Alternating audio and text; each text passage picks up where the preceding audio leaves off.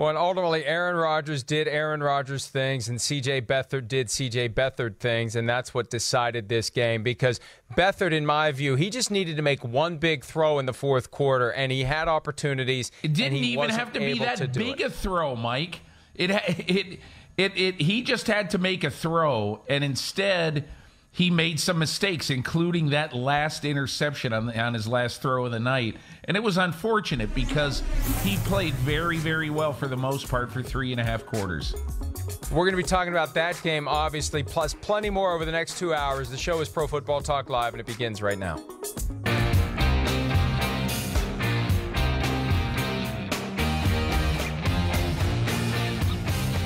I don't know if it was a season-saving win for us, but it definitely was an important one, especially with the prognosticating that'll go on about the type of opponent we have coming up the next few weeks, and obviously them being road games. This was an important game for us. I'd never like to use the term must win, but it was an important one. Week 6 ended up being a leather jacket weekend for franchise quarterbacks. We saw Tom Brady in his leather jacket on Sunday. There's Aaron Rodgers with his Arthur Fonzarelli homage after the Green Bay Packers beat the San Francisco 49ers on a last-second field goal. Good morning, Peter King. It's Pro Football Talk Live, NBC Sports Radio, NBCSN. And look, I mean, Aaron Rodgers for most of the night did not look like Aaron Rodgers, and then all of a sudden it's Aaron Rodgers when it counts the most on the game-tying drive and the game-winning drive, and it's the exact outcome we expected, not the way we expected, which made it a very exciting and memorable game. See, I think one of the things that I get every week, Mike, when I do this section in my column called MVP Watch, and Football Morning in America, it engenders the most comment every week. I mean, here we are. We've just finished week 6, and this is just a fun exercise. I don't know who I'm voting for MVP in 2.5 months, but it just goes to show you that the quarterback position in this league is of paramount interest, and nothing really is close for second. And I bring it up this week because I had golf on my list of the top 5 instead of Gurley, and people in L.A. and other places went nuts. But I think last night really showed why in the world the quarterback position is something that is so frothed over by everybody who watches the game, loves the game, analyzes the game, writes about the game. And the San Francisco 49ers had their guy on a fluky play in Arrowhead Stadium. They lost him for the year. And look, I'm probably in the minority, and don't tell people in the Bay Area this morning.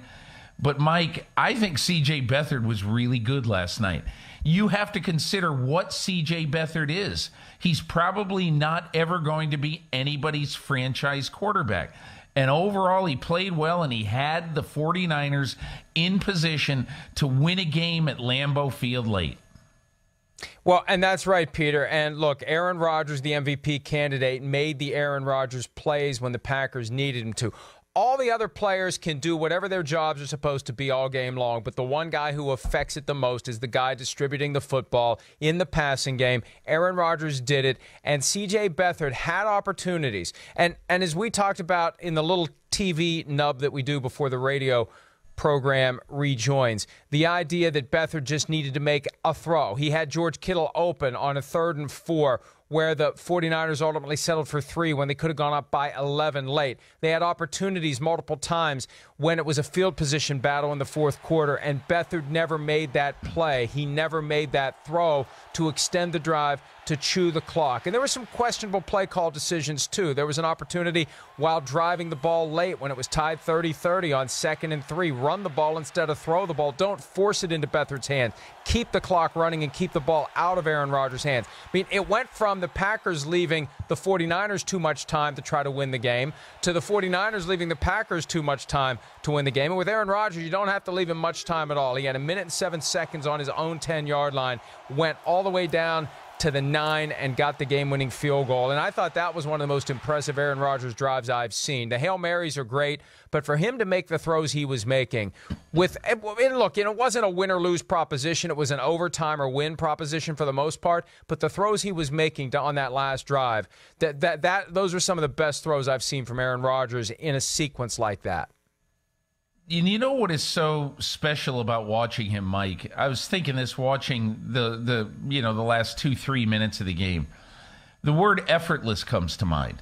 And watching him make throw after throw after throw, not all of them complete, but he is such a flatliner. And watching him and watching his facial expression, the guy's an assassin. He just is. He's very, very steely, and it's very much put the ball in his hands. He's not going to get it done every time, but there have been 2 times this year.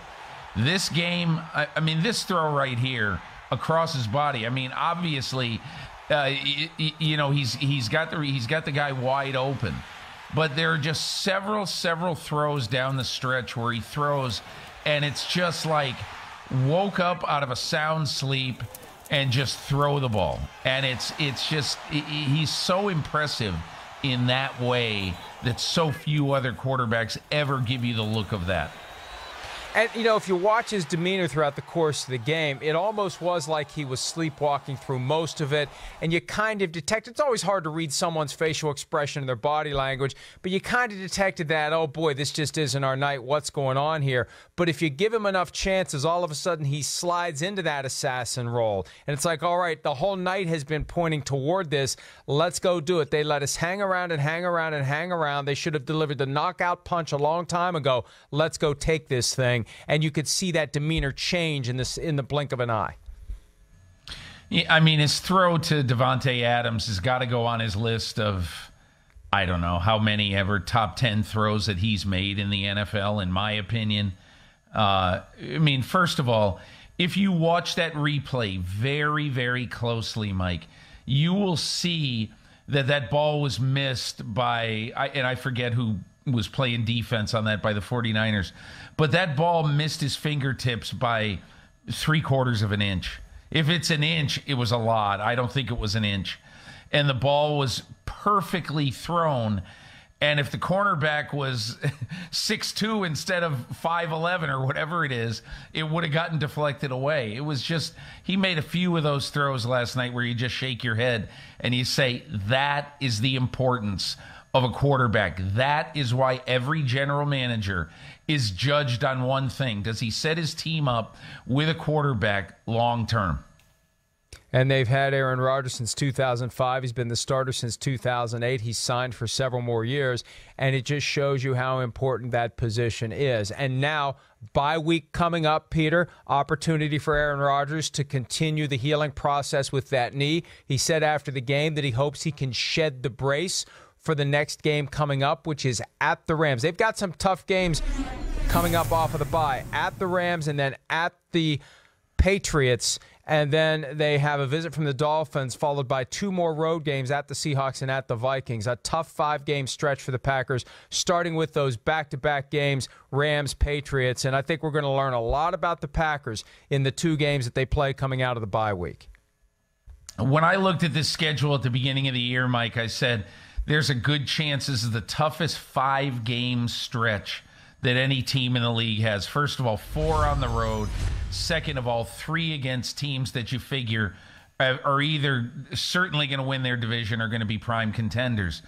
And, right now, as I look at this team, I still see a team that, they've got a lot of holes, the Green Bay Packers. I don't think consistently they get after the quarterback as well. I think their running game is better than I thought it was going to be at the beginning of the year. They've been incredibly beat up at the receiver position. But the guy who I can't pronounce, the Equanimous guy, what a catch he made on the sidelines yesterday. Equanimous St. Brown. It was a beautiful catch at a crucial time.